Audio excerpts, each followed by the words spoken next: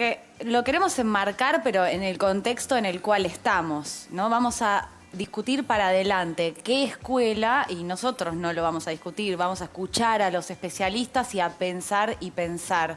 Pero lo tenemos que marcar primero en que estamos en un país donde más de la mitad de los pibes y pibas son pobres. Y en ese mismo contexto, les voy a dar algunas cifras que son dolorosas, pero que las tenemos que tener en cuenta cuando pensemos todo esto.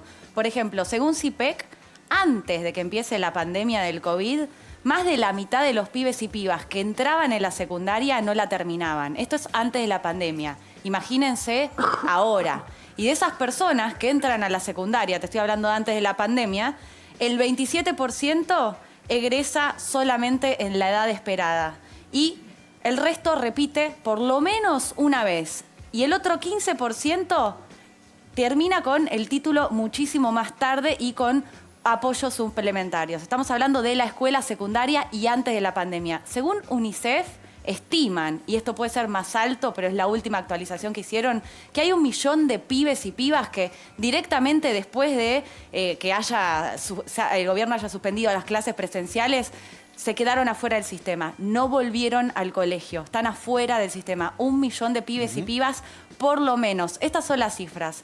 Y lo que dice el Observatorio de la Deuda Social de la UCA, que también están estudiando todo esto y están estudiando las dimensiones de por qué muchos pibes no vuelven a la escuela, las razones son un montón. Pero, por ejemplo, cuando se piensa en los alumnos del secundario, entre las razones está el desaliento que tienen los pibes, la depresión, el tener que salir a laburar porque no te queda otra, tienen que dejar la escuela para salir a laburar. Hemos escuchado a pibes que acá nos los han contado en primera persona. O también razones de que se tienen que quedar a cuidar o a un familiar o porque son padres o madres. En ese contexto viven los pibes y las pibas del país, por lo menos la mayoría. Y desde ahí vamos a pensar qué escuela están proponiendo, qué escuela hay que pensar para que no haya tanta brecha. Porque hoy, por ejemplo, con María O'Donnell, el presidente de la Cámara de la Industria de Software, decía que tienen 5.000 puestos de laburo para pibes y pibas que no los pueden cubrir. Llaman a la gente y no hay gente capacitada para cubrir esos puestos. Y decía, si se amplía todavía más, por ejemplo, al mundo del fintech, hay 15.000 puestos. El tema es qué escuela te da las herramientas para que vos puedas aplicar esos lugares. Bien, de todos estos temas y otros más, vamos a hablar a partir de ahora de educación en la Argentina y lo presentamos de esta manera.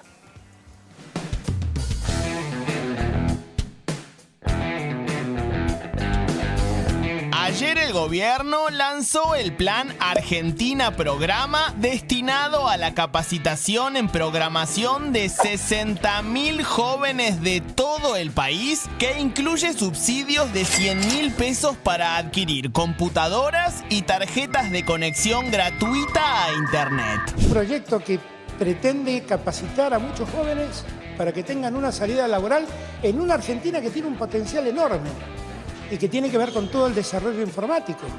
Y para eso necesitamos hacer programadores. ¿Cómo llegan preparados los jóvenes para ingresar al mercado laboral? ¿Qué pasa con la educación y los trabajos del futuro? ¿Debería enseñarse programación en las escuelas? Todo esto y mucho más lo charlamos y debatimos con el profesor y matemático Adrián Paenza en Fuego Amigo. Bien, y me doy el gustazo de saludar a Adrián Paenza, la bienvenida en esta noche de Fuego Amigo. La verdad no sé por dónde empezar. Cata puso sobre la mesa un montón de temas vinculados a la educación.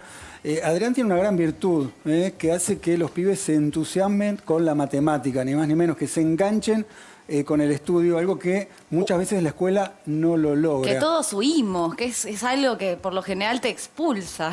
¿Cómo estás, Adrián? Buenas noches, ¿cómo va? Bueno, buenas noches, Cata, Diego. Bien, acá estoy escuchando lo que dicen y preocupado por escuchar algunas opiniones como las que escuché de Rodríguez Larreta, por ejemplo. No se me ocurre que haya habido nada más importante del país que cuando fue el gobierno Cristina y ahora por lo que está haciendo Alberto Fernández, que fue la entrega de las 5.000 laptops, de las 5.000 tabletas. No sé, para todos los estudiantes es una manera de incluir. Hay que socializar el conocimiento. Cuando recién hablaba Cata de que hay 5.000 puestos de trabajo que están con gente que necesita, digamos, empresas que quieren contratar y no tienen a quién, es un problema muy serio. No hablar o oponerse a la Internet pública es como decir, bueno, mantengamos a la gente en la edad de piedra, o mantengamos a la gente sin heladera, o sin teléfono, o sin calefacción. Es una cosa que me resulta incomprensible. No hay manera de entender, la definición de alfabeto a mitad del siglo XX era saber leer y escribir. Hoy ser alfabeto no alcanza con saber leer y escribir. Es necesario, por supuesto, pero no es suficiente. Ahora, Adrián, uno necesita... ¿qué falta o qué falla en la educación? ¿Qué es lo que vos ves que está faltando? Bueno, la primera cosa es la voluntad política para... Acá no hay derecho a que haya brecha. En este caso, es criminal que haya brecha. Si nosotros queremos incluir... Yo me acuerdo que cuando íbamos con el programa Alterados por PIB, íbamos a las provincias, había lugares en Salta, en Jujuy, y lo digo porque lo experimenté personalmente, y no es que lo prepararon para mí. Nosotros fuimos a grabar un programa de televisión, yo entré a una escuela en un momento determinado, y estaban los chicos sentados en un patio donde no había internet, pero entre ellos se fabricaron lo que se llama intranet, es decir, se pusieron ellos en contacto, a pesar de que los padres no comprendían exactamente de qué se trataba. Los chicos fueron los que generaron una intranet, es decir, conectar las computadoras entre ellos. Entonces, lo que necesitamos es entregar las herramientas, socializar el conocimiento, tratar de lograr, de igualar hacia arriba, incluir a la mayor cantidad de gente. Ahora, Adrián, en esto que vos estás diciendo... ¿Cómo haces, digamos, con el panorama que estábamos pintando en la introducción, con esta brecha que vos también estás señalando, con el tema sobre todo de la matemática, del lenguaje de programación, que obviamente ya es expulsivo porque se ha generado un estigma alrededor de eso, pero también, por lo menos lo digo desde mi humilde experiencia como profe de apoyo voluntario, es un lugar donde fallan los docentes, donde fallan las escuelas y donde falla la apuesta, como vos decís, la decisión política de ir por ahí. Y son los puestos de laburo que después nadie puede cubrir. ¿Qué materias y de qué manera, qué escuela, cómo puede hacer la escuela para empezar a reducir la brecha desde los contenidos? Bueno, por empezar, esto es un problema que no lo vamos a resolver de un día para otro. Maestros y maestras, docentes, que han enseñado toda su vida de una determinada manera, vos no podés venir y decirles, miren a los chicos, ustedes dejen de crecer durante 5 años, que nosotros vamos a preparar el plantel docente. Hay que hacer un trasvasamiento que va a llevar tiempo, pero hay que ayornar, hay que darle posibilidades a los docentes, hay que elevar el presupuesto, cosa que esto viene siendo un reclamo histórico de la comunidad científica. Necesitamos, al contrario, que haya más escuelas y sobre todo ayudar y apoyar a los docentes. Las universidades nacionales, que están distribuidas por todo el país, yo escuché en algún momento que había gente del PRO que decía que había universidades por todos lados. Y ojalá que haya universidades por todos lados. Lo que necesitamos es que justamente sacar a la universidad a la calle y que vayan muchos estudiantes universitarios a los distintos colegios a cooperar, a ayudar a los propios docentes. Una vez, todo esto va a llevar tiempo, va a llevar 5 años. Hay que hacer un plan quinquenal, un plan en el que nos pongamos de acuerdo, hay que encuestar, hay que consensuar. Así como se hizo con la ley de medios, hay que hacer con esto que tiene que ver con nuevas leyes de educación. Hay que cambiar la currícula. Estamos enseñando en algunos casos matemática que atrasa 400 años. A ver, eso te quiero preguntar, Adrián. Porque hablamos mucho de infraestructura, de docentes. De paso te chiveo el libro porque viene a cuenta la pregunta que te quiero hacer. Se llama Matemática y Fascinación. Y yo rescataba cuando te presentaba un poquito la manera en que vos de alguna manera enseñabas a los chicos y a los alumnos, no tan chicos algunos, y se enganchaban. ¿Cómo haces para fascinar a los alumnos? ¿Cuál es la clave? Porque no es solo la infraestructura, no son solo las políticas, no es solo el presupuesto. Pero yo soy un privilegiado que tuvo la oportunidad de haber ido a la escuela pública, primaria, secundaria y a la universitaria. Entonces yo tengo una formación, mis padres me han hecho una persona privilegiada. Hay mucha gente que, miren, todo niño nace con una cantidad de destrezas y habilidades. Lo que pasa es que mis padres a mí, en mi caso, pudieron descubrir cuáles eran, porque me dieron las posibilidades. Pero si hay padres, todos los padres se los darían a sus hijos. ¿Qué padres no quieren cooperar con los chicos? Pero el problema está en que si a lo mejor hay un chico que está limpiando, o una niña que está limpiando el parabrisas de un auto parado en un semáforo, a lo mejor es una Marta Argerich en potencia, o a lo mejor es un Jorge Luis Borges o un Julio Cortázar en potencia, y no lo sabemos. Bueno, Entonces, lo que no es clave ahí, sí. Adrián, no solo lo que Sí. se enseña, sino cómo se enseña, cómo enganchar a los pibes. Estamos de acuerdo, pero para poder generar todo eso hace falta una infraestructura que tenga que ver cómo vamos a enseñar.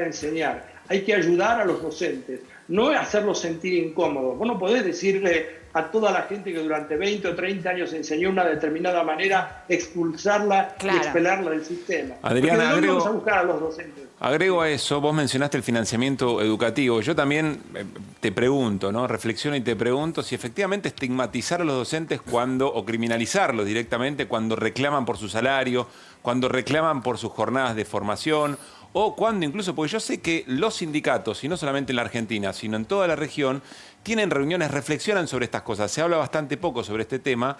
Y otra cosa que me parece que no debe estar afuera cuando se pide que el Estado introduzca determinado tipo de formaciones es que el neoliberalismo de la época de Menem descentralizó la educación y cada provincia de alguna manera tiene su propia línea. Es difícil hoy pedirle al Estado también que baje una línea nacional. Bueno, es difícil, pero necesitamos hacerlo. Claro. A los docentes no es que hay que criminalizar a nadie. Lo que necesitamos es no expeler gente del sistema. Hay que incluir, hay que cooperar, hay que ayudar. El que tiene un conocimiento, sea de lo que fuere, no importa qué edad tenga, necesita socializarlo, necesita comunicarlo. Si hay alguien que... El problema es que aquí, y no solamente pasa en la Argentina, porque yo en este momento estoy en Estados Unidos desde hace 20 años y lo vivo en los viajes a Europa, en los viajes a Asia, lo he visto en todas partes. Hay un problema, por ejemplo, con la matemática. Ahora, ¿qué pasa? En la matemática los chicos en todo el mundo tienen el mismo problema. ¿Son todos tontos los chicos? No, el problema está en que la currícula, el programa que estamos enseñando, los programas que estamos enseñando, dan respuestas a preguntas que los chicos no se hicieron.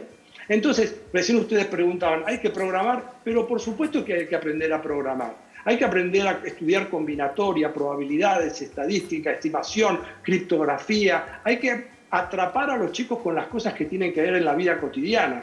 Porque si ¿ustedes vieron algún niño que se despierte un domingo a la mañana o una niña mire hacia el techo y diga, oh, mirá donde se juntan el cielo raso y la pared? Ahí hay ángulos, parecen opuestos por el vértice. ¿Serán iguales esos ángulos? Nadie dice eso. Los chicos no se preguntan eso. Los chicos se preguntan otra cosa. Si vos les enseñaras a programar un videojuego, si les enseñaras a ver cómo se puede ganar una nueva vida ahora que los videojuegos... Y hay mucha gente que dice, estoy en contra de los videojuegos. Bueno, mira, lamentablemente vos podrás estar en contra de los videojuegos, pero es como tratar de tapar el sol con la mano.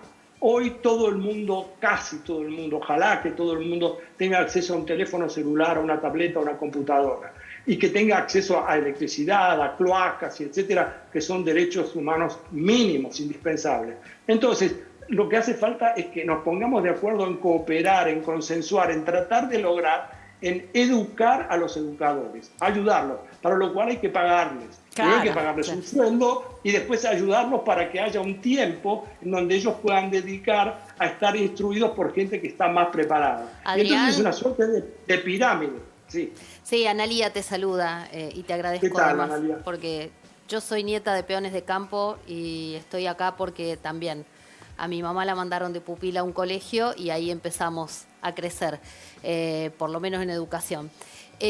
Lo que te quiero preguntar es cómo hacemos todo eso si la mitad de los chicos están bajo la línea de pobreza, hay muchos que tienen hambre. Digo, ¿cómo se nos pueden ocurrir preguntas o estimular a un chico cuando el chico ni siquiera comió? Bueno, entonces pongámonos así. Evidentemente, lo primero que necesitamos es nutrir a los chicos, darles condiciones mínimas, que no dependa. Todos los libros, el libro que ustedes tienen en la mano, es el libro número 19 que yo escribí. Pero miren qué pasó. Yo me puse de acuerdo con la gente de Editorial Sudamericana, que es la que publica los libros, como antes lo hacía con la gente del siglo XXI, para que los libros se puedan bajar gratuitamente por internet también.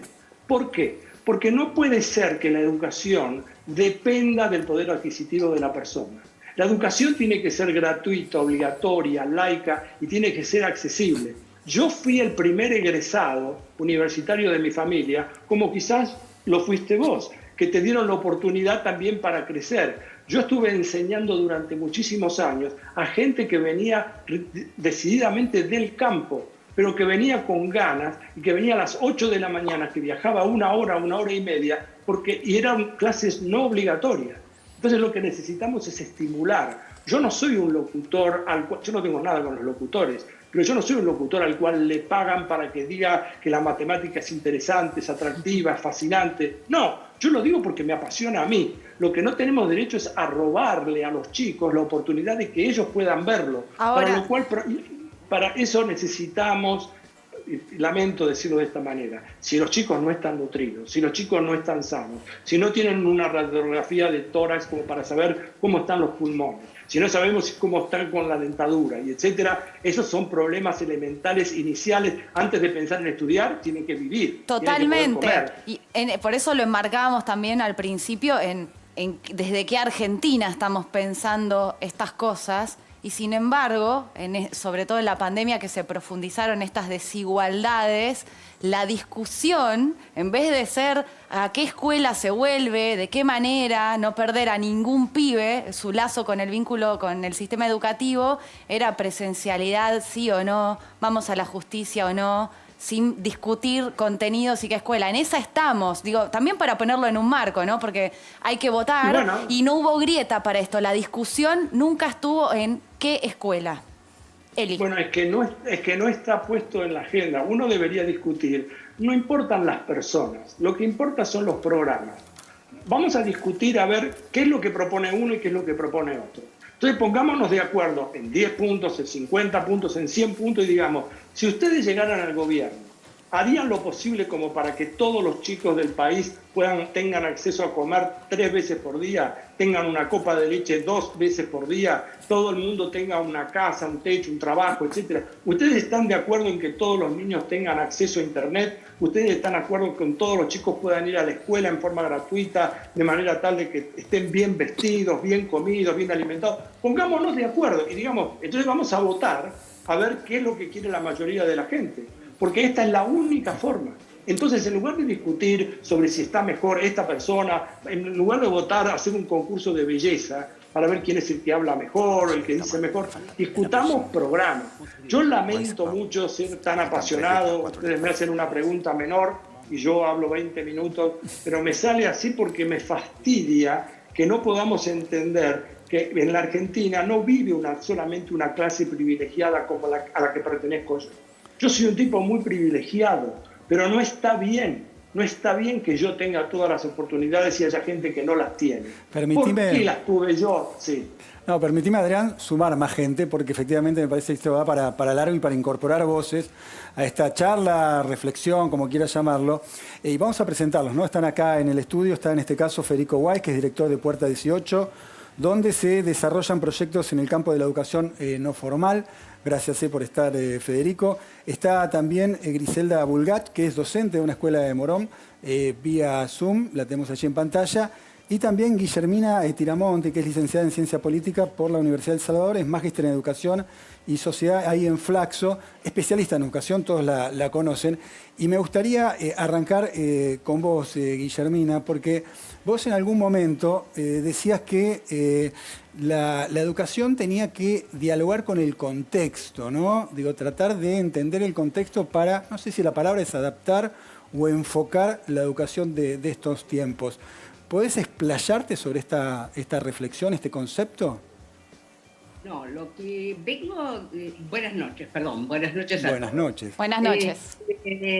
No, lo que seguramente he estado diciendo, y vos has escuchado, es que la educación tiene que estar en diálogo con la cultura contemporánea. Es evidente que nosotros tenemos una escuela que está muy referenciada todavía en la cultura de la primera mitad del siglo XX y que no ha logrado ponerse en diálogo con el mundo contemporáneo, con la cultura contemporánea, con los saberes que hoy se exigen para poder dialogar con el mundo digital, y eso no está pasando. Entonces, es necesario, alguien decía previamente que no discutimos qué escuela queremos. Sí. Efectivamente. Yo lo decía. Es necesario, sí,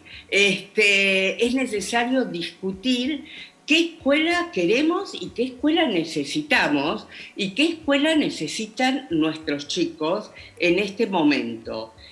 Nuestros chicos para poder estar en la escuela en el mismo medio cultural en que vivimos todos, ¿no? Y no una escuela que parece congelada en un momento histórico que ya pasó. Ahora, en esto que vos estás diciendo, hago un punto acá y me gustaría escucharte a vos y a todos, también a Federico.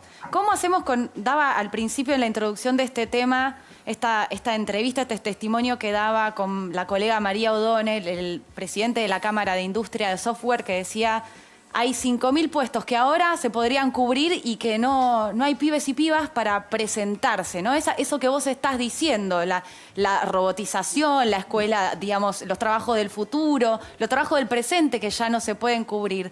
¿Cómo hacemos con esa brecha, Federico? Y después la quiero escuchar de nuevo a Guillermina. Bueno, ¿qué tal?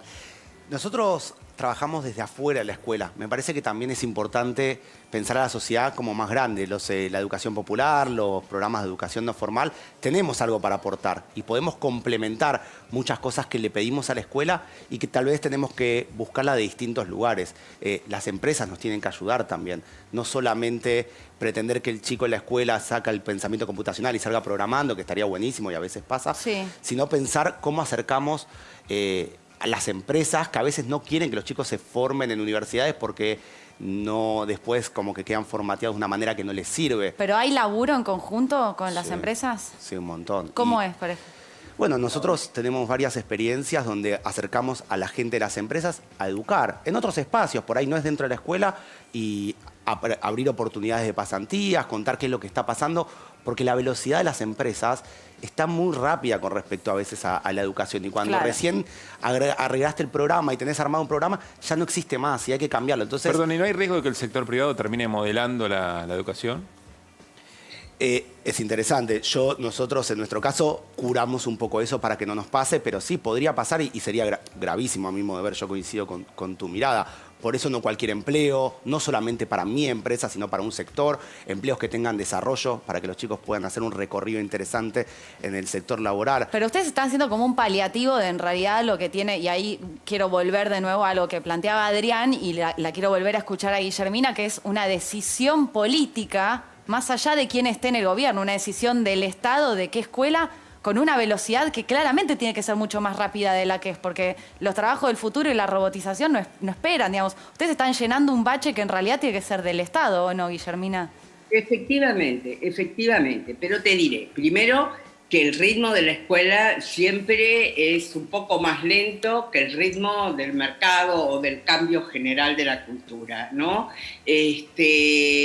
Esto ha sido históricamente así, pero ahora más que nunca, porque sabemos que el mundo cambia, en este momento histórico, el mundo cambia muy aceleradamente.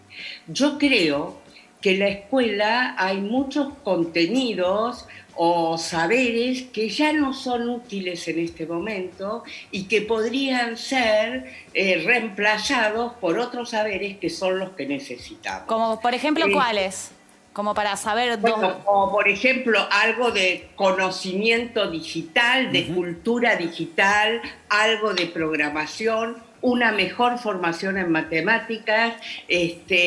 Nosotros tenemos una escuela más referenciada en la cultura de la ilustración, donde la matemática era importante, pero era para especialistas, digamos. Ahora, y ahora es muy importante para la vida cotidiana. Entonces, más matemática, más lógica, algo de programación, y bueno, mucha También lectura. Sabemos que ahí también tiene nuestra escuela una debilidad fuerte, ¿no? Que ahora la voy a sumar a Griselda, que no habló, pero quiero hacerle antes rápidamente una pregunta a Federico.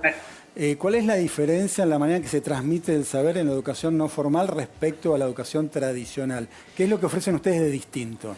Bueno, para empezar tenemos un recorte de la realidad. Los chicos eligen venir en su tiempo libre, que eso es parte también del escenario con el que trabajamos, que no es necesariamente el mismo que tienen las escuelas.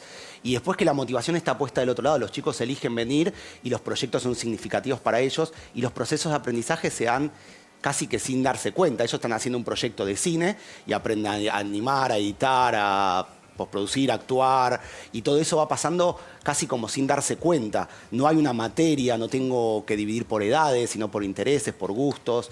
Es unas posibilidades que tenemos en este espacio, pero yo no creo que ocupemos un espacio que el Estado dejó, tal vez sí, pero me parece que hay que pensar como la educación, un complemento. Vos lo ves como un complemento. Como pasa con los clubes deportivos, que también se aprenden valores y un montón de cosas que aportan y enriquecen también la escuela. No, yo lo que decía era que en realidad es como un espacio que, digamos, no deberían haber pibes que necesiten algo más. Pasa. Eso es lo que digo. Es muy importante lo que hacen, efectivamente. Si no estuvieran, hay un montón de pibes que no tienen esas herramientas. Pero no debería pasar. Bueno, le preguntamos a Griselda, le incorporamos también a esta charla, docente de una escuela de Morón. Contanos un poquito esa realidad a propósito de lo que venimos hablando. ¿Qué pasa ahí en la escuela? ¿Qué es lo que vos ves? ¿Qué tal? Buenas noches. Buenas noches. Bueno, yo quiero bajar a tierra, ¿no? Porque justamente, nada, la realidad viene siendo bastante difícil, ¿no? Sobre todo por los números que comentaban al inicio. Yo creo que eso da cuenta de la situación real, digamos, que vivimos los trabajadores de la educación, la comunidad educativa, empezando por los números, los datos que decían que justamente 6 de cada 10 pibes viven en la pobreza. De ahí en más, discutir todo lo que se está discutiendo. Ahora, pensemos en la educación que tenemos hoy. Pensemos que la pandemia agravó, pero que bueno, también hubo decisiones, como decían, decisiones políticas de los gobiernos. No solo de este gobierno, sino del gobierno anterior. Podemos decir que Vidal en la provincia llevó adelante un ajuste terrible en educación, empezando por la cuestión presupuestaria, que también se habló acá. Yo creo que eso es fundamental porque hace a pensar todo lo demás, y que justamente hubo ajuste. Parte de lo que la cara de ese ajuste fue Sandra y Rubén, nuestros compañeros que han muerto en Moreno, en esas condiciones. Bueno, así están las escuelas. Y que por supuesto la pandemia agravó la situación. La crisis social siempre se sintió en las escuelas, siempre ha sido una caja de resonancia. Y como decían, en palabras del propio ministro Trota, reconocer que 1 millón de pibes quedaron por fuera del sistema educativo hace a una responsabilidad de gobierno. Total, también. Es responsabilidad política. Ahora, Griselda, quiero entrar en algo que vos decías, porque lo enmarcaste como lo enmarcamos nosotros en el contexto de 6 de cada 10 pibes en la Argentina hoy son pobres y cuesta llenar la heladera. En ese contexto, que es también estructural, fue aumentando, pero la verdad es que van pasando los gobiernos y esto se profundiza, no es que es de ahora. Se habla mucho de la escuela comedor. ¿Vos ves que muchos pibes, más que aprender, van o a desayunar o a buscar la vianda? ¿Ves que muchas veces se va a buscar a ese espacio educativo otra cosa que no tiene que ver con los contenidos porque hay otras emergencias, o no lo ves? Y yo creo que sí. Ahora, no solamente se va a buscar la comida. O sea, pensemos que la escuela, la educación es un derecho. Es un derecho, antes que nada, ¿no? Y que si bien, digamos, muchas familias se acercan a recibir esa ayuda porque perdieron parte de la composición, digamos, de las familias en el conurbano, hay muchos padres que han perdido el trabajo porque, bueno, tienen trabajos informales, changas, y cuando eso se pierde es necesario, digamos, acercarse a la escuela a buscar un refuerzo alimentario y que es insuficiente. Muchos pudieron recibir el IFE que ahora tampoco lo tienen. Entonces, hubo recorte en el presupuesto educativo, hubo recorte en el IFE, y bueno, eso impacta directamente en la vida, las condiciones de vida de las familias. Y eso lo vemos todos los días. Bien. Todos los días. Adrián... Ahora, frente a eso, quería decir algo importante. Dale, por si me permiten, quería decir algo importante, porque también hay una preocupación, digamos, y una necesidad de defender ese derecho. Entonces, los trabajadores de la educación, nos importa la educación de nuestros pibes, nos importa el futuro. A la comunidad educativa, a los padres, a los estudiantes les importa la educación. Y por eso también empezamos a organizarnos, empezamos a pensar de qué manera cuidarnos, volver a las clases en un retorno seguro a las escuelas. Y que bueno, que creo que eso también es una demostración, ¿no? Vemos en los datos, las cifras, que los gobiernos no es prioridad la educación, pero para nosotros, los trabajadores de la educación, que la bancamos todo poniendo el cuerpo todos los días. Y con salarios indignos, sí, al igual que los médicos, porque es el mundo del revés, y con el país salarios del de revés. miseria, completamente. Exactamente. Yo quería, porque claro, se han abierto un montón de ventanitas, ¿no? A propósito de esta conversación. Pero le quiero preguntar a Adrián sobre una en particular que me interesa su reflexión, si es que la educación se tiene que adaptar a las necesidades del mercado. No, nosotros somos el Estado es el que tiene que tomar las determinaciones. El mercado funciona con sus propias reglas, que es tratar todo como una mercancía. Por eso están las escuelas privadas, que tratan a los alumnos como si fueran clientes. Lo mismo que sucede en nivel terciario. Las universidades son enseñaderos. En cambio, las universidades públicas y los institutos y las organizaciones estatales son las que están viviendo y coexistiendo con la realidad social que las rodea. No es lo mismo una universidad que está en el sur que otra que está en el norte, porque tienen problemas diferentes, problemas climáticos. Una cosa es estudiar oceanografía, o estudiar biología, o estudiar lo que sucede con los cambios climáticos. Otra cosa es estudiar en la Universidad de Buenos Aires o en la Universidad de Córdoba. Entonces la agenda la tiene que establecer el Estado, que es la que vela por los intereses de todos los ciudadanos, no solamente de una clase privilegiada que es la que puede pagar. ¿Cómo vamos a estar dependiendo del mercado? Eso es justamente la teoría del neoliberalismo, que haya cultura y educación e información para unos pocos, no para todos. Como decía recién la compañera, esto es un derecho universal. La educación es un derecho humano. Y si no hay dinero, así como hay que nutrirse, así como hay que comer, hay que educarse. No hay otra alternativa. Cuando escuchás, Adrián, los salarios que cobran los docentes, ¿qué te pasa? Que los cobré yo durante toda la vida mientras fui profesor en la Universidad de Buenos Aires. O sea, me duele el estómago, me da vergüenza, me da pudor. Me da pudor escuchar, porque yo me pararía frente a cualquiera que tenga que tomar las decisiones y decirle, pero usted, yo haría la cuenta de cuánto sale la canasta familiar para poder alimentar a 4 personas y saber si con el sueldo de la madre y el padre alcanzan para cubrir esa necesidad. No, y además realmente... es tremendo lo que decís, y además pienso, si la pandemia no logró que los médicos y los docentes, que quizás eran las personas más esenciales de todas, aumenten los salarios, ¿qué futuro nos espera? Y en ese futuro le quiero hacer una breve pregunta a Guillermina, porque ya se nos va el tiempo, de cómo pensás qué herramientas hay desde el Estado reales, con la Argentina que tenemos, para tratar de recuperar a ese millón de pibes y pibas que se quedaron afuera del sistema educativo, como calculó UNICEF.